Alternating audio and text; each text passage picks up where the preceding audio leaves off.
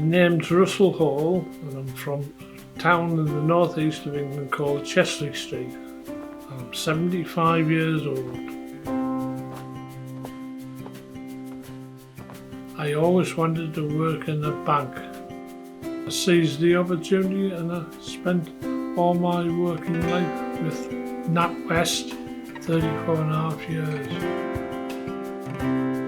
I started with the bank in Newcastle, moved to Barnet Castle, back to Newcastle, went to Liverpool, then to Carlisle, then to Barrow-in-Furness, then to Glasgow, then back to Newcastle working in the regional office, and from there I went to Seascale and then Workington, and then I became a business manager looking after the branches in West Cumbria.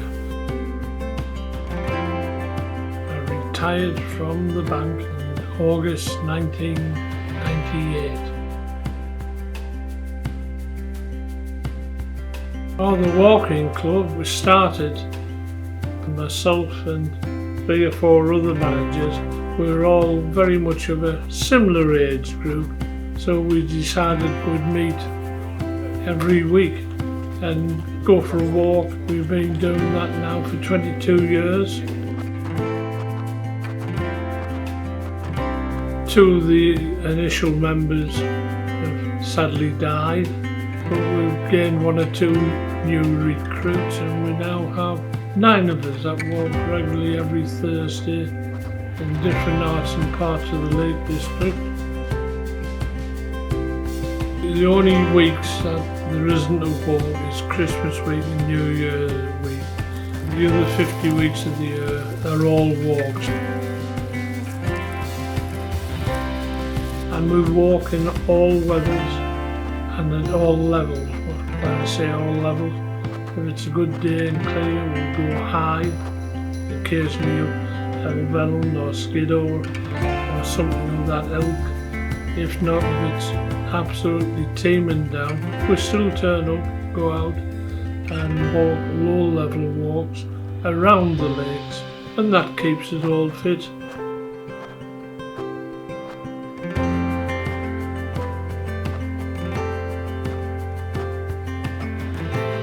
Walking Club's been a great outlet. We talk about the daft things we got up to when we were junior members of staff, silly things we'd do. The whole idea was to get out and about, test ourselves against the weathers and the heights of the lakes, because in many areas of the country you don't have the scenery and the backdrops to what we can enjoy here in Cumbria. If you go into the lakes, which is undoubtedly a beautiful place, and around every corner there's something different.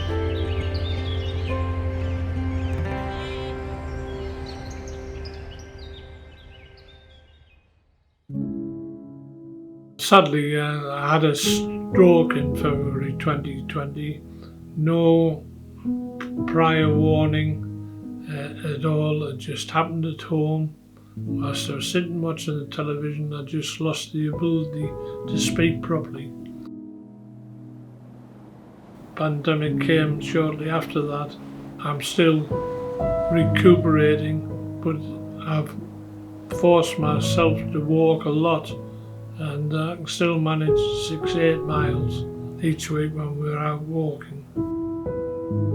It's been very important. It's something I look forward to. And the change in my ability to walk is I do find that I do trail a leg slightly. I was always at the front walking. Now I start off with good intentions, but I do find myself at the back by the end of a walk. I really didn't understand what a stroke was. I thought it was in my own mind. Some reason I thought you get plenty of warning.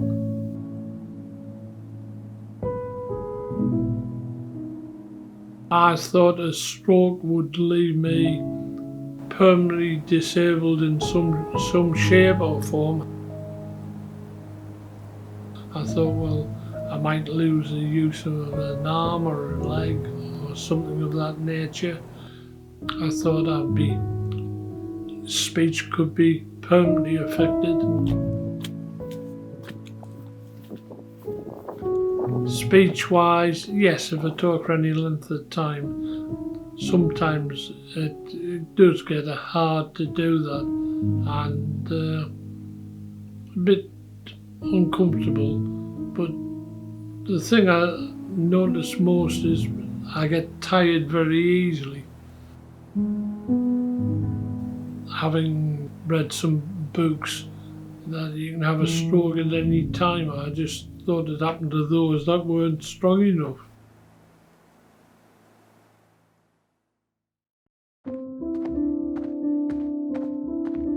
Cameron, my son, when he's at home, he started coming on the walks, and I think he enjoys the walks himself.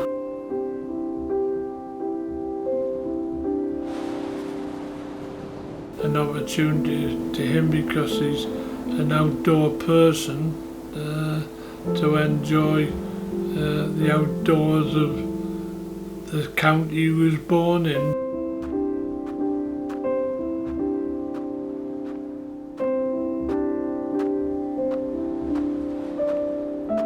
Day-to-day life more laid back than ever, I think.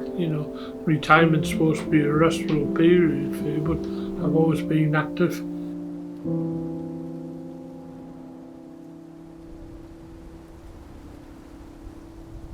And I've had a good life, and I think, well, I've got to 75, I haven't done too bad to get to 75.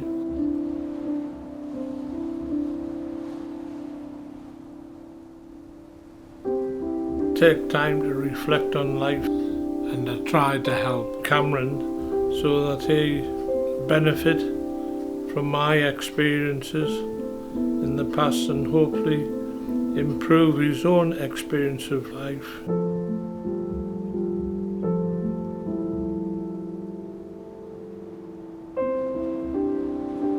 Despite having a stroke, I've got no intention of stopping walking week in and week out as long as I can.